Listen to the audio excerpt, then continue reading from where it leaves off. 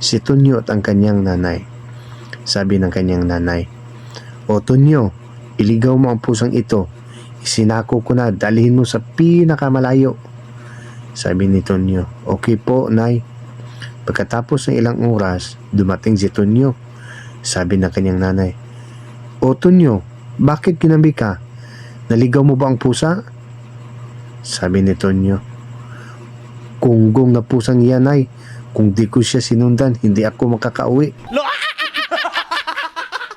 Ang anak at ang tatay. Sabi ng anak, "Tay, pwede po ba patulong sa homework ko?"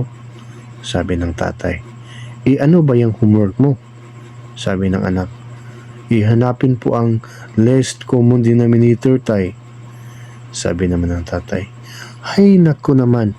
Grade 4 pa lang ako, hinahanap na yan eh. 16 na ako ngayon. Hindi pa din ba nila nakikita yan?" Ang nanay at ang anak.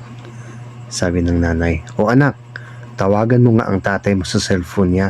Kamo umuwi muna at may papagawa ako."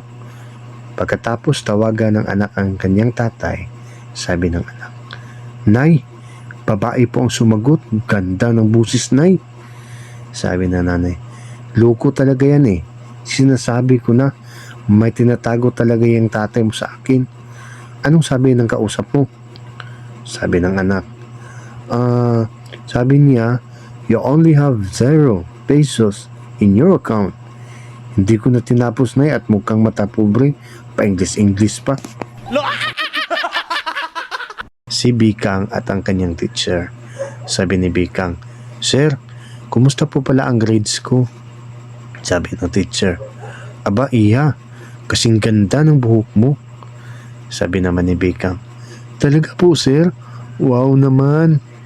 Sabi naman ng teacher, "Oo, parang bagong riban. Bagsak na bagsak."